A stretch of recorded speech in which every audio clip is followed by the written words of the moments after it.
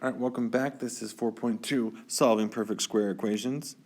Okay, we talked about perfect squares, and I guess that was more like the difference of perfect squares. But we can kind of do the same thing. There's just a different way we can do it when we're doing equations. Okay, so here's some examples of perfect squares. Okay, anything that can be written as something squared. So x squared, that's a perfect square, that's a perfect square, even that's a perfect square. Okay, because this could be written as 3 squared. Okay, these are all perfect squares. But when we do solving perfect square equations, there's oftentimes going to be roots. Okay, so it's important that we can simplify those. We did this in Unit 2, so this isn't anything new. It's just sometimes we'll need to simplify what's inside the root. Okay, so let's just do some examples really quick. I just want to simplify what's inside the root. I mean, a root is basically kind of like, we could rewrite this as a parenthesis to the 1/2. Okay, so a root is kind of like the parenthesis in PEMDAS, where we need to do parentheses first. So we need to do what's inside first. That gives the square root of -12. Okay, and we know what to do if we have negatives inside of our root. That would end up giving us an imaginary, right? So we'd want to also do our factor tree. So 2 and 6, 2 and 3 groups come out. So we're going to have a 2 that comes out and an imaginary. What we'd have would be a 3. Okay. B, same thing. We already have a negative, so we want to take that out. So we could get, so I should probably want to change some of these. Too many imaginaries. Let's make that be a positive. Okay, so let's do our factor tree. We'll do something like 2 and 14 and 2 and 7. Groups come out. That'll be 2 square roots of 7. Okay, and if I messed you up, I'm afraid. Okay, if that was negative, let's just keep it as negative. Sorry, we would have an imaginary. Okay, C, same thing. We want to simplify what's inside. These types of equations, that's inside, what's inside of the root, that'll look very familiar when we get into Unit 4.4. Okay, so simplify what's inside. If you wanted to do it on a calculator, you sure can. 4 squared plus 27. That gives us the square root of 43. And that cannot be simplified. Okay. Next, here we do our factor tree. You could do lots of different choices how to do this. You could do 2 or 4 or 10. Let's just do it by 10. That'll give us 24. That gives us 5 and 2. We could do 2 and 12, 2 and 6, and 2 and 3. Okay, groups come out. Okay, we're looking for groups of 2 because these are square roots. Every time in this unit, it will always be square roots. We won't be doing cubed roots or anything. Okay, so that would leave us with 4 in the front. Okay, it would be 2 times 2 gives us 4, and then everything else would stay inside. So other primes would be 5 and 3, would give us 15. All right. E, again, I would probably just put it in my calculator. Whenever you plug stuff in like that, put it in exactly how it is. So I would plug in my parenthesis and then -4, close the parenthesis, squared.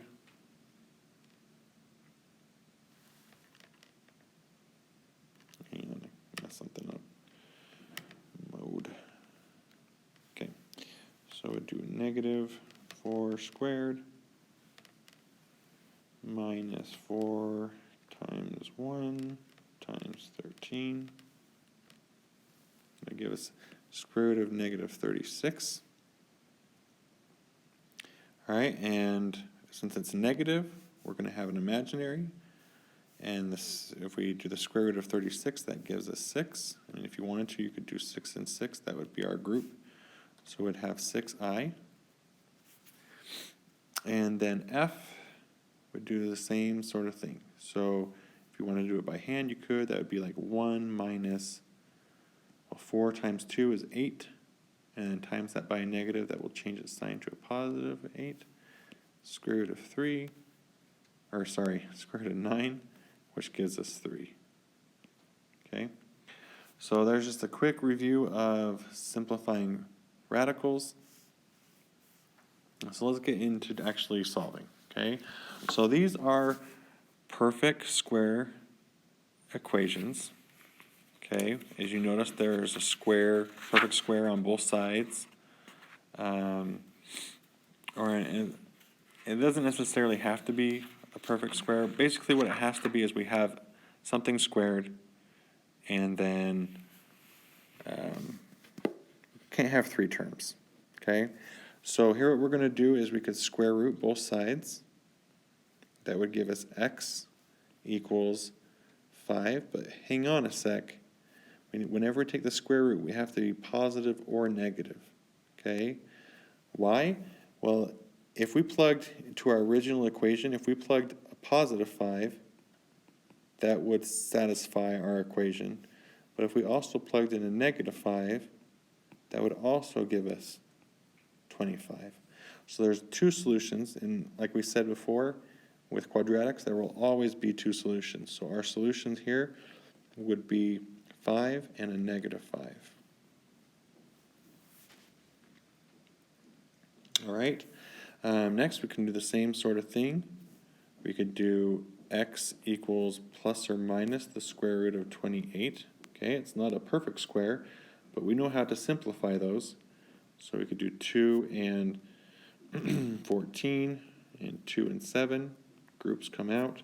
So our solution would be x equals plus or minus 2 square roots of 7. Okay? When you factor things out like that, like the 2, it's always going to still be right next to the square root, okay? Don't ever try and write it like this. Okay, that would be totally wrong, okay? All right, here's another example. Square root both sides. That would give us x equals plus or minus the square root of negative 10. All right, the 10 can't be simplified. That would give us 2 and 5. We can't get a group there, but we can take care of that negative that's inside. So x equals plus or minus I square roots of 10. All right. So let's look at this asterisk. It says, how many solutions does each of the above quadratics have? Okay. And again, I kind of mentioned this before. There will always be 2 solutions. Okay, but why? All right, I kind of mentioned that before. Because of the root, there will always, a root comes with a plus or minus answer. Okay, that will give us our 2 solutions. And I kind of explained that here. Okay. All right, so let's continue further. Okay, we have basically the only difference here is instead of having like x squared, we're doing some sort of parenthesis squared, but we're going to do the exact same thing. So with square root both sides, that would give us x minus 2 equals plus or minus the square root of 49. Well, that's just the same as 7. And then would have one extra step, would be adding 2 to both sides. Okay. Now here is another thing where you may run into mistakes. Okay, these cancel, and our answer here will always be 2 plus or minus 7. Okay, there's a big difference between writing this versus adding those together and getting plus or minus 9. Okay, that's very different. Okay, so don't ever do that. We're not adding those 2 numbers. We just need to put them in front, and then we'll add or subtract 7, because we don't know if 7 is going to be positive or it's going to be negative. I mean, in our solution, it's going to be one or the other. So here we'd have x equals, we'd have 2 plus 7, and we have 2 minus 7. So our 2 solutions will be x equals 9 and negative 5. Okay, so let's try another one. Okay, hopefully that helps clarify. So square root both sides.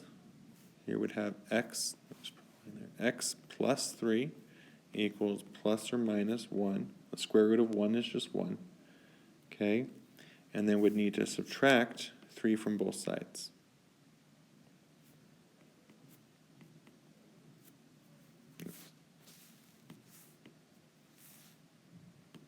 All right, so that would leave us with x equals negative 3 plus or minus 1.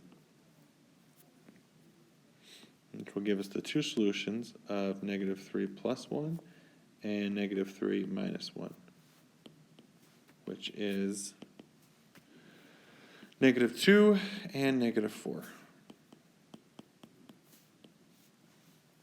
Okay, next one, same thing. So pause and see if you can do it yourself. That gives us x plus 1 equals plus or minus the square root of negative 4. Okay, and we know that that is plus or minus I, or 2i.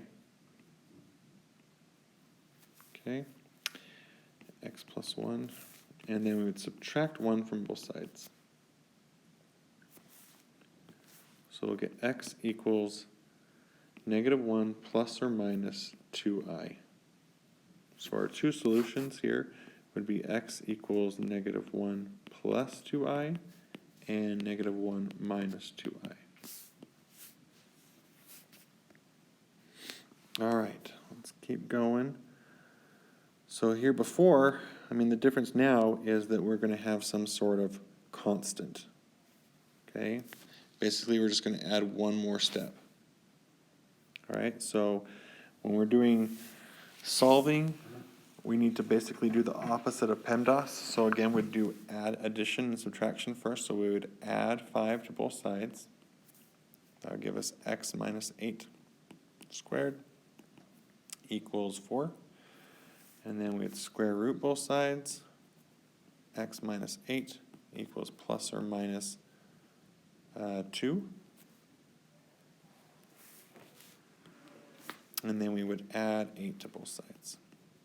So x equals 8 plus or minus 2 gives us two solutions. 8 plus 2 gives us 10, and 8 minus 2 gives us 6. So we'll have x equals 6 and 10. Another example, we could add 10 to both sides. Gives us x squared equals 121.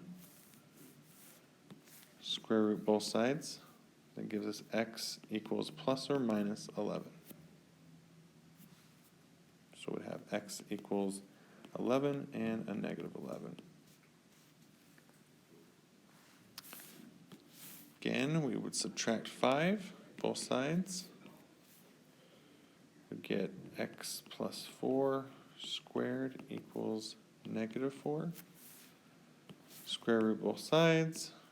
We get x plus 4 equals plus or minus, and the square root of a negative 4 gives you a 2i. And I would subtract 4 from both sides. So x equals minus 4 plus or minus 2i.